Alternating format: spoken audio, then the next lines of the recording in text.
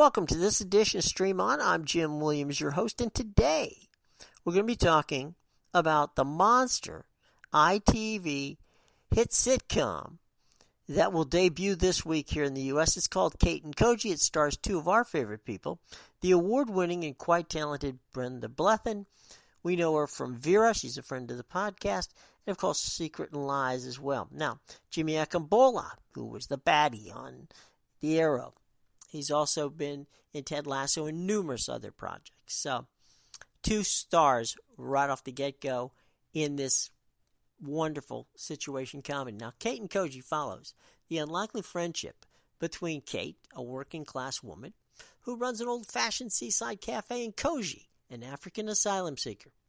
Now, although they come from very different worlds, they're quite similar. Although, of course, part of the gig here is that they don't recognize it. They do share a dogged determination and never wanting to back down. Folks, I'm telling you, I saw the pilot of the show. It is absolutely hilarious. And the chemistry between these people right off the bat is great. This has the possibility of becoming an instant classic, okay?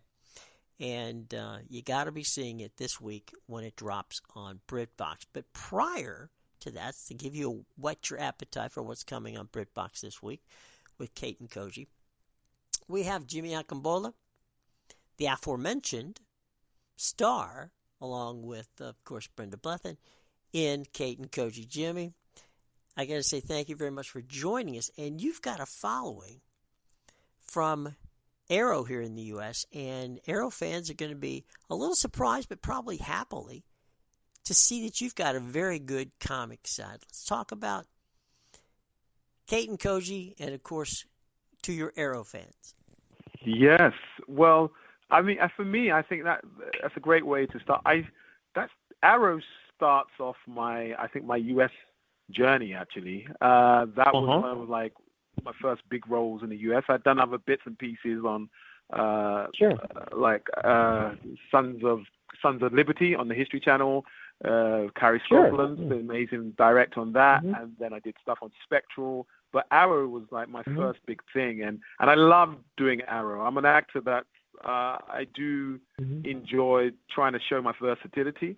So doing something like Arrow that's fun, but serious, is physical, and playing like a baddie that's not British. I enjoyed playing an African-American villain. I feel like normally when you see Brits do American shows like superhero shows, they're normally the villain as a Brit. And I was like, no, I want to do this as an American. And so I was glad that I didn't actually ask them. I just turned up on set and played it like that, actually, because I like to take control.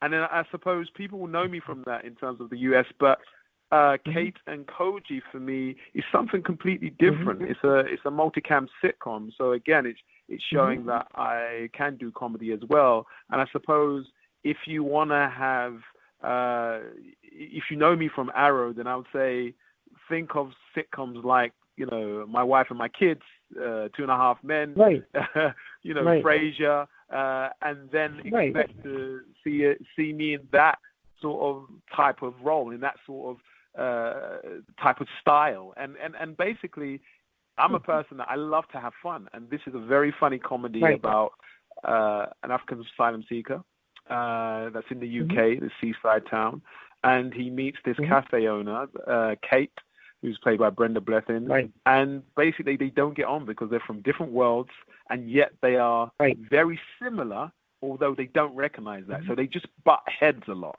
And so the series is not, are they going to get together as a couple? It's almost, are they going to get together? Will they ever end up as friends? And I'm really excited for America to see it and enjoy it like the UK did. Are they going to get along, or are they going to kill each other? It was the first episode I saw was, I got to say, it was fun. You were spot on, hilarious in the show, and thank you. Of course we all love Brenda. She's a friend of the podcast. She we've spoken to her about her role as Vera. So you've got two people, yourself and Brenda, in this show, who people don't look at for comedy chops, but this thing nails it right off the get-go. Yeah, you know what? The big thing for me is, you know, good writing. You can't beat it. To have someone like Guy Jenkins and Andy Hamilton, they've got other successful award-winning shows like Outnumbered or Drop the Dead Donkey. The script was well researched. It covers. It's very clever. The writing is very clever. I think if you see the poster of me and Brenda and you read the synopsis, it can fool you in some way, lead you down a different route and think it's a different type of show. Right. But actually, the comedy has a lot of truth in it, and people are laughing, but at the same time, they're not laughing at Koji or at a situation. You know, they're laughing at the relationships, but at the same time, learning and being educated about people like Koji that are, you know, and in the UK, but this is also for asylum seekers around the world. And I think, you know, when you try and pitch that as a comedy, it doesn't sound quite funny, but in the way that Andy and Guy have been able to write this and weave this within the characters and the situations that happen, I think it's fantastic.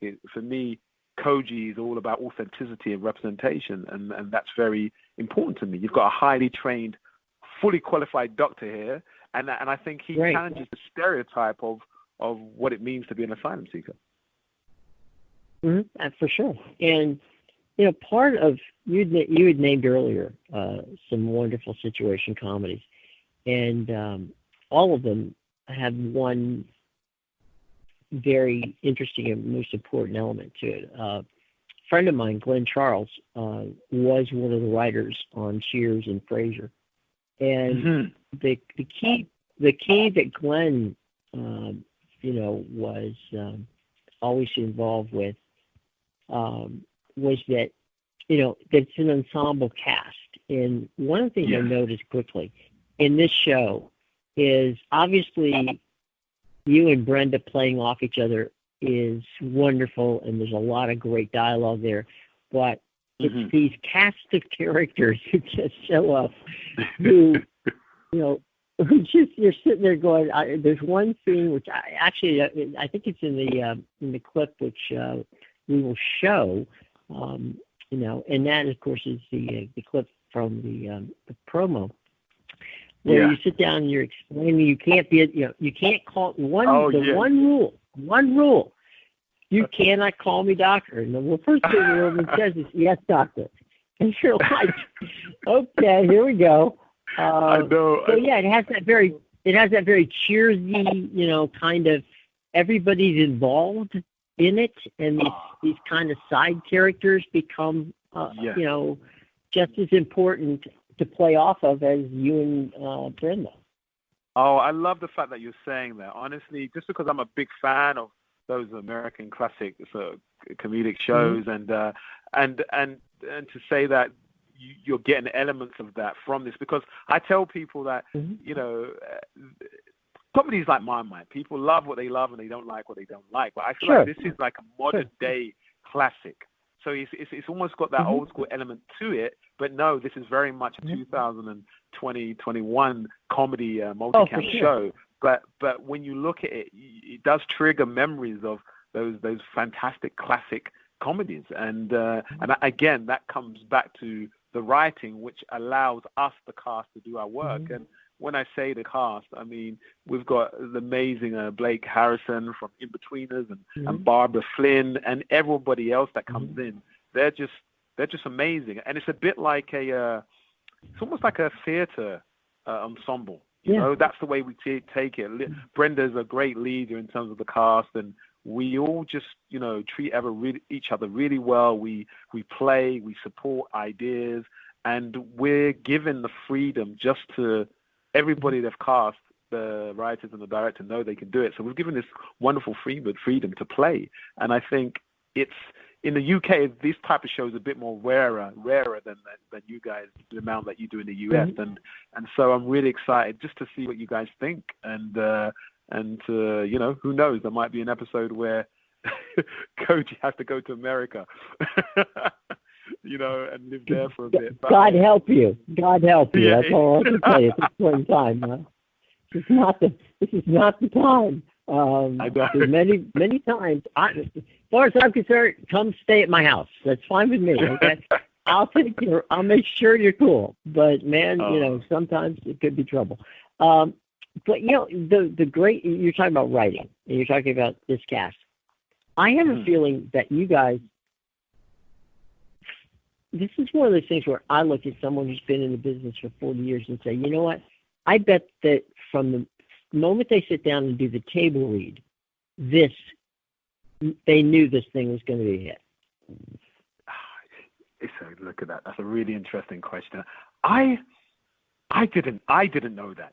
I didn't know that. But there was an immediate connection, especially between Brenda, Blake, and myself, and an excitement and a respect and you can't fake chemistry. I'd never met Brenda, but I'm a massive fan, like everybody else is around the world. And as soon as we sat down, it was like best mates, like we've known each other for years. And then once you brought the characters and the writing to the table, it just felt electric. But I'm a big believer. I've done comedy like Rev. That was a successful show. But which is a great show. I love that show. Yeah. Yeah, that's another great Britbox show. But we didn't know it was going to be what it was going to be. And same was In the Long Run. We had so much fun. I think, and look, I can say you can have fun on shows, but sometimes that doesn't come across on the screen. You're like, why are not? Right, true, yeah.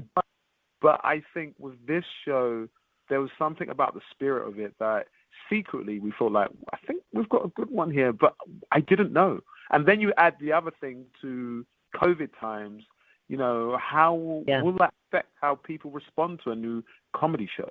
And actually, I think what happened is that it was the best thing that could happen during a pandemic, in all sorts, and nerve-wracking, because if people don't like a comedy during a pandemic, then you definitely don't deserve a number 2, a season 2. We were great that we got. That's not a good sign, right? Yeah, exactly. But, so it's a good thing, but also pressure, right? Yeah, for sure. One of the great things I got to say, Jimmy, that I'm excited about is in this new world of streaming, what Britbox has been able to do for us here in the United States is they've been able to give us, some of the best ITV, BBC content almost in real time. And so rather than, waiting for this to come to the U.S. in 2 years or 3 years or if ever, in some cases, we're getting some of the top programming, and the people in the United States are loving it. And I fully expect that from what I've seen so far, and we're going to make certain that everybody knows it's coming next week. Thank you. That this is a show that you're going to want to watch, and since prime time is any time we want it to be, I think the ability now, it might just be the golden age of TV in so much as we can consume content from from you guys in Britain, as well as Australia, Canada, Sweden, around the world. But streaming has helped us bring the world closer together, and has given us the ability to see content we would probably not have seen, as I said before, for years. Yeah, and then to bring that into for actors, especially actors that are not from the States, whether you're Australia or the UK, that's so exciting because before I moved to the States, a lot of the great work that I'd done in the UK TV had not been seen. So for me to sort of get traction in the US and show what I can do, I'd have to book just purely American work. But what's now, I can continue to do that. But something like this, like a year later, you guys are getting to see this character that I'm playing, Kate and Koji, and I hit, one of the ITV's biggest comedy shows in years. And yet there was a world where I'll do that. I go to America and maybe I'll audition for the new version of Frasier or the new Chuck Lorre show. And it's like, who is this? I don't know who this guy is, But now what's really exciting is that not only have you got Kate and Koji, you can see me play Koji on the Britbox, you can see me play Valentine alongside Idris Elba on In the Long Run, or you see me play a villain in Quibi's Most Dangerous Game. That's going to be on Roku now. And so it's really nice as an artist to go, you can create content and do great work in your home country and town, but at the same time with the SWODs now, it means it's instantly accessible around the world, and especially in the U.S. Well, we're getting almost ready to wrap up here, but, as of the beginning of this year, to your point, there were 527 different potential scripts that were out there for streaming services through 2021, 2022, and early into 2023. That's an amazing amount of content. Wow. Yeah. Wow. Wow. Now, that makes me excited. What's the but? No. What I was going to say is we've come to the point in the podcast where I like to call it shameless plugs. So you, Jimmy, have the opportunity here of giving us everything you've got about the new show, about what excites you about it, and why, we're going to help make certain that everybody watches it on Britbox when it drops next week. Okay, well, I love this. My plug, Kate and Koji, you should watch because it's the biggest UK ITV comedy for the last 7 or 8 years. It stars myself, Jimmy Akingbola, and the amazing nominated and award-winning Brenda Blethyn. It's on April the 13th on Britbox. It's a fantastic show that will remind you of shows like Frasier about a cafe owner and an African asylum seeker. It has fantastic ensemble cast, people like Blake Harrison that you would know from shows like The Great or In-Betweeners. And also what I love about the show is that it's light, it's funny, but it says something. It educates you, and it will make you want to visit Britain once COVID's been taken care of and we can jump back on the plane. And it will make you want to be a part of that cafe and a part of that community and family. Special thanks to our guest, Jimmy Akingbola, who is the star of the new ITV hit sitcom that drops this week on Britbox, Kate and Koji. All the information on the program is in our show box below. Again, special thanks to Jimmy for joining us. We'll be back with more of Stream On right after these words from our friends at BMW, the ultimate driving machine. At BMW, we know leaving the road wasn't easy, but anticipating our return taught us to appreciate every drive. The exhilaration of the ultimate adventure. Moments spent with your favorite co-pilots. And the freedom to explore just because. Our time to rejoin the road is finally here. Welcome back, everyone. Now, if you're not one of the over 60,000 and growing, I might add, members of our family worldwide, well then, first of all, shame on you. Second of all, we make it simple. Can't get any simpler. We're free. You can find us at the Apple Podcast Store, the Google Play Store. You can find us over at Spreaker, Stitcher, Spotify, as well as Amazon Music, Pandora, iHeartRadio, TuneIn Radio, YouTube, just to name a few. Now, if you have an assistant device like Alexa or Siri or Google, all you have to do is ask them, please play the latest edition of Stream On with Jim Williams, and guess what? They'll do it for you. All right? Now, if you still can't find us, not a problem. Pull out the old Google machine, type in Stream On with Jim Williams. That's Stream On with Jim Williams. Hit the favorite button or subscribe button.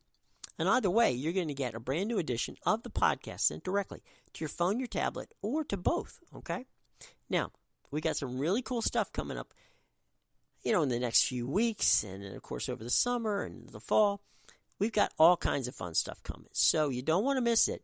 Please subscribe today. Greatly appreciate it if you did. Okay? So make that a point. And by the way, we are constantly getting hit up on social media. We want you to follow us. All the information is in the show box below. You can catch it on Twitter, catch us on Instagram, catch us via email. Any way you want to get to us, you can get to us. And many of our people worldwide have emailed us. And as you know, we have followed up. And a lot of times, we'll have guests on the show who they've requested. So feel free. We try to do requests when we can. or at least if you want information or something like that, absolutely 100%. Hit us up on Twitter, hit us up on Instagram, and of course on our email. So all that information is in the show box below. That's why it's fun to be part of our party. We have fun together, okay, on a weekly basis. How about that? Okay, now, speaking of fun, our buddies over at Netflix have a new film. It's called Thunder Force. Now, look, anytime Melissa McCarthy and Octavia Spencer are in a film together, I'm in. Doesn't matter what it's about. But in this particular case, it's a comedy. It's a buddy film. That's right. The duo play estranged childhood best friends. Lydia, played by McCarthy, and Emily's, is played by Spencer. Now, they are living in a world in Chicago at this time which is dominated and terrorized by supervillains. Well, it turns out Lydia accidentally becomes inoculated with a treatment that her science buddy, Emily, has developed to give regular people the power to fight evil. All right? Well, now you've got this superhero duo that are out to help fight the evil that is taking over Chicago. And there hasn't been, frankly, a funnier buddy movie about Chicago, and we love Chicago, since Dan Aykroyd and John Belushi and the Blues Brothers hit town. So, Thunder Force, if you're into something fun this week, 100% check it out. Melissa McCarthy, Octavia Spencer. Folks, you cannot go wrong with this one. Now, if, on the other hand, your taste is going to something a little more on the serious side, and you haven't seen it, Disney Plus is going to be showing Nomadland. Okay, now, as we know, this has got a lot of buzz at the Golden Globes. It got big buzz at film festivals. It's Oscar nominated, and it's really a fantastic film. It's been on Hulu. So it's on now Disney Plus and Hulu. So either way, you can check it out. It's, a quite moving drama following Frances McDermott, who plays Fern, who leaves her hometown after losing her husband and her job and lives, out of her van. The cast also includes real-life nomads starring fictionalized versions of themselves. It's a very interesting film. I'm sure I'm not doing justice to explaining it, which is why you should watch it. And you can catch it still on Hulu and now on Disney Plus. Okay, so you got a fun movie, Thunder Force. You got a different movie from a standpoint of it's obviously a totally different movie. It's a serious film, but it's a great film. Either one can't go wrong.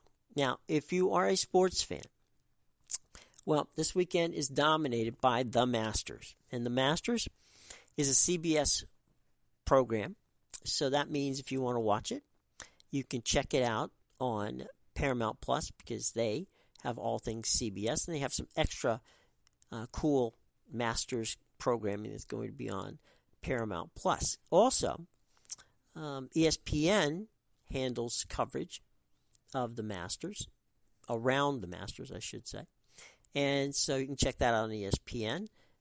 Those of you who subscribe to ESPN on a cable system, you can get it that way. If you can't get it that way, you want to go streaming-wise, there's a few different options out there. Highly recommend Sling. Take a 7-day free trial on Sling, and that'll take care of it for you. You can also do YouTube TV. Again, take the 7-day trial, check it out, and you'll be all covered. Also, since you're thinking about that, Golf Channel has plenty of wall-to-wall coverage before and after each round at the Masters, and the Masters begins Thursday, runs all the way through Sunday. So, by all means, a 7-day trial to catch up on that will help you. So, all that, including a 7-day trial on Paramount Plus, and you're covered with the Masters. Okay? All right, cool.